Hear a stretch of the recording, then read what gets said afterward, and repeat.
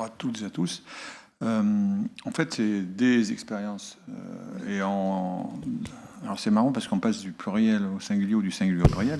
De la même façon, professeur Goldstein, des zéros au zéro ou de l'héros à l'héroïsation. Enfin, c'est compliqué tout ça. Parce qu'en fait, tout ça, pour moi, c'est une quête de sens. Alors le sens, des sens, de quel sens on va.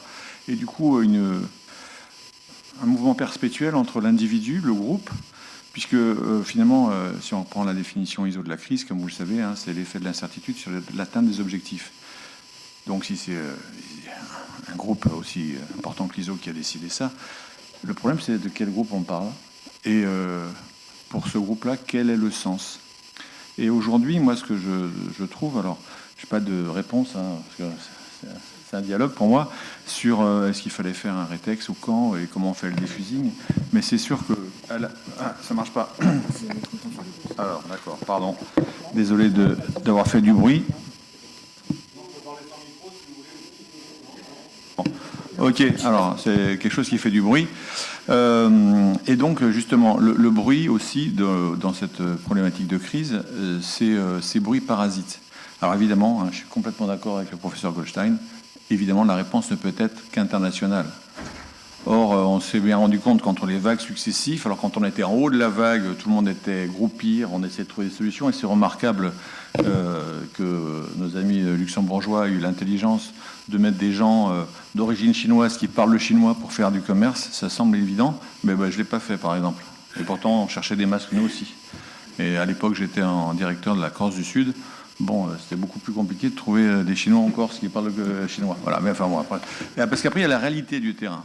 Et la réalité, donc des réalités, on a tous vécu des choses différentes avec des émerveillements. Hein. Moi, je trouve ça magnifique, 200 étudiants qui viennent, des plasticiens qui viennent parce qu'ils savent qu'ils ne vont pas travailler. La difficulté, c'est quand on était en haut de la crise, tous solidaires. Et puis la difficulté, c'est quand on est en bas de la crise, la première vague est passée. Alors chacun retourne à ses activités content parce que chacun a besoin de sa zone de confort. Mais quels sont les mécanismes permanents que nous avons mis en place suite à ces vagues successives ? Sincèrement, je les cherche encore. Et donc la difficulté, c'est depuis, alors je suis le premier coupable, responsable mais pas coupable, je ne sais pas où, c'est de dire, finalement, je vais mettre un officier en permanence qui va travailler avec le SAMU chez moi pour que justement on anticipe ensemble, ou qui travaille avec les autres services publics, et là on va me dire, mais attends, mon cher ami, c'est la coordination de l'État, c'est pas à toi de le faire. Bon, sauf que l'État aussi a fait face à un certain nombre de challenge, on va dire, d'abord par l'extraordinaire, je dirais, 2 décrets par semaine quand même, hein, dans cette crise. Donc c'était 20 personnes dans les églises, 10 personnes dans les cimetières.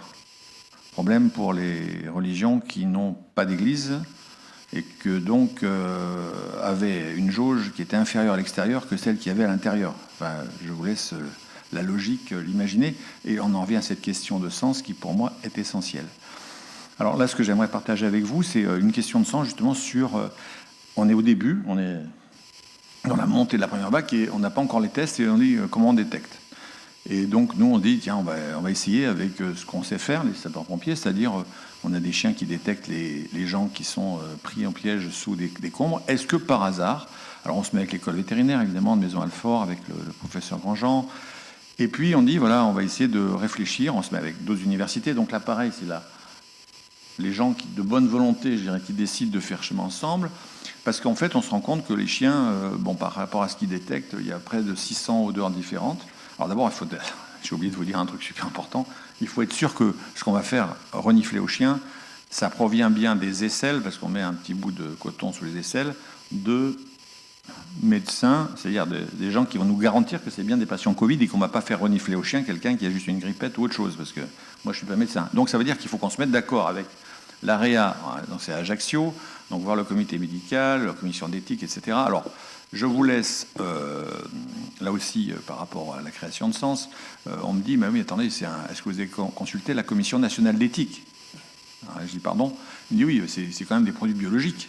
Ben, je dis, mais on a le consentement éclairé du patient. Moi, je ne suis pas médecin, mais j'ai été voir mes collègues médecins à l'hôpital d'Ajaccio. Ils sont d'accord. Déjà, pour eux, ça leur donnait une contrainte supplémentaire. Ils avaient autre chose à faire.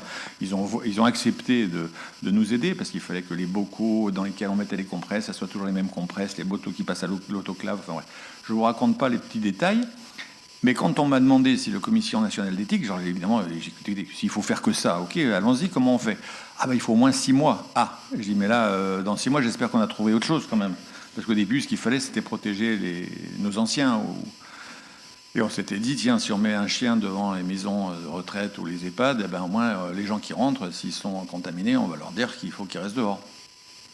Et puis, c'était pas fini, hein, puisqu'une fois que ça a été fait, donc on a eu des résultats, et en fait, c'est rigolo, parce qu'à l'époque, j'étais pas encore en Seine-et-Marne, et il y avait une deuxième expérimentation qui se faisait en Seine-et-Marne. Donc, j'ai demandé à nos collègues maîtres cynotechniques de Seine-et-Marne de venir nous aider, parce que j'ai réussi, puisque la Corse est un petit peu petit, on se connaît tous, et je connaissais très bien la directrice de l'ARS, que je salue au passage, et elle a accepté qu'on fasse, au début des tests, les chiens en même temps. C'est-à-dire qu'en fait, les chiens, c'était pas obligatoire. On demandait aux gens qui venaient se tester. On s'était mis dans nos belles tenues, comme Paul, même si les tenues luxembourgeoises sont particulièrement jolies. Et on avait proposé aux gens, écoutez, vous faites tester le test PCR, est-ce que vous acceptez d'entraîner nos chiens? Ah oui, évidemment, tout le monde était d'accord.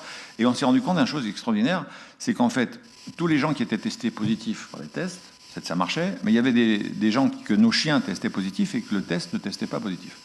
Alors là, grosse interrogation, et je propose à la peintre de l'ARS, je dis, écoute, le chien, on ne peut pas lui demander s'il se trompe, parce que nos chiens, normalement, ils ne se trompent pas. Par contre, peut-être qu'on peut leur refaire faire un test, et quelle a été notre surprise de se rendre compte qu'en fait, le deuxième test confirmait ce qu'avait dit le chien. Alors le problème, c'est que du coup, on s'est dit, tiens, et si on essayait de faire une formation sur des chiens, de façon à ce qu'on puisse en développer, parce que c'est pas trop compliqué, c'est pas comme aller chercher des gens dans des décombres où il y a plein de précautions à prendre pour les chiens. Là, c'était très simple. C'était combien de temps il faut pour fermer un chien? Bon, on en arrive à ce que si le chien a déjà été créancé sur un certain nombre d'honneurs, il aurait fallu moins de 7 jours. Donc si, bah, c'est possible alors.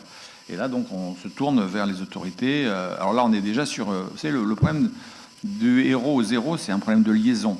Et après, de la France au Benelux, c'est un problème de frontière. Et le problème, c'est que c'est toujours la frontière qui pose problème.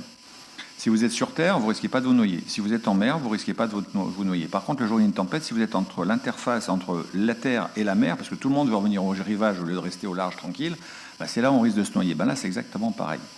Donc, de qui s'agit-il? C'est-à-dire, on teste le chien ou on teste le chien qui est capable de détecter un virus pour les hommes. Alors, c'est de la santé animale ou c'est de la santé humaine? Alors, ça devient très compliqué. Et on me dit, ben non, vous savez, le problème, c'est qu'on ne peut pas breveter un animal. Ah, j'ignorais ça, alors, c'est bizarre. Oui, on ne brevette que des outils, du matériel. Donc, voilà comment une bonne idée s'avère être une mauvaise idée. Donc, le problème du sens, ça va et ça vient. Voilà. D'ailleurs, je ne fais pas de politique, mais le rassemblement du va-et-vient, je pense qu'il y aurait beaucoup plus de monde qu'aujourd'hui.